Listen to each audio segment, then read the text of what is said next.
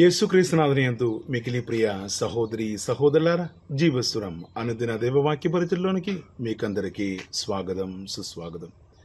ప్రియమైన సహోదరులారా, ఆధ్యాత్మిక జీవితంలో మనం చేయకూడనటువంటి 3 కార్యముల గురించే మత్తయి సువార్త 6వ అధ్యాయంలో మనం చూసేది.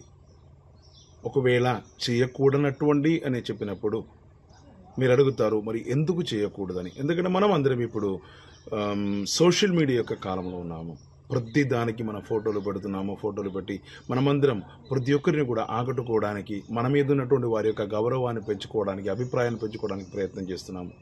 అదేవిధంగా మనం ఏదైనా సత్కార్యములు చేసినట్లయితే దాని యొక్క ఫోటో కూడా తీస్తూ మనం పేపర్లోనూ లేక ఇది వేస్తూనే ఉన్నాము.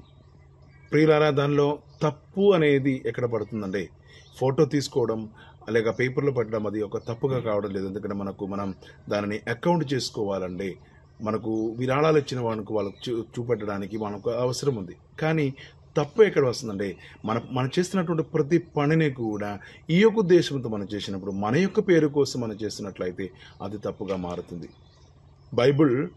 బైబిల్లో సువార్త, ప్రత్యేకంగా మత్తయి సువార్త 6వ అధ్యాయంలో మనం 3 సార్లు, ఈ 6వ అధ్యాయంలో 3 సార్లు యేసుప్రభు అంటున్నారు ఎందుకు ఇట్లా చేయకూడదని అంటున్నారు.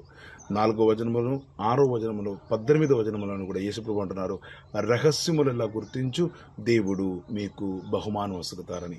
ప్రియమైన సహోదరులారా, మన యొక్క శ్రద్ధ, మన యొక్క లక్ష్యము మనం అది దాటిపోయినట్లయితే, ప్రియమైన సహోదరులారా, ఒకవేళ యేసు ప్రభువు మనతో కూడా అంటారు, నేను మిమ్మల్ని ఎరగనని మీరు నా నుంచి దూరముగా వెళ్ళుమని.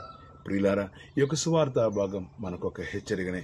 మనం చేసినటువంటి ప్రతి పని కూడా దేవుని యొక్క మహిమార్థము చేయాలని, లేక దేవుని యొక్క మహిమను ఉద్దేశించి మాత్రం చేయాలని తల్లి శ్రీ సభ మనల్ని కోరుతుంది. ఈ యొక్క ఆహ్వానాన్ని స్వీకరించి ఈ రోజు మనం చేస్తున్నటువంటి, లేక ఈ రోజు నుంచి మనం చేస్తున్న ప్రతి పని కూడా దేవుని మహిమపరిచే విధముగా, దేవుని యొక్క నామానికి కృతజ్ఞతగా పలికే విధముగా చేయడానికి మనం ప్రయత్నం చేసుకుందాం. దేవుని యొక్క దీవెనలు వేడుకుని మనం ప్రార్థన చేసుకుందాం.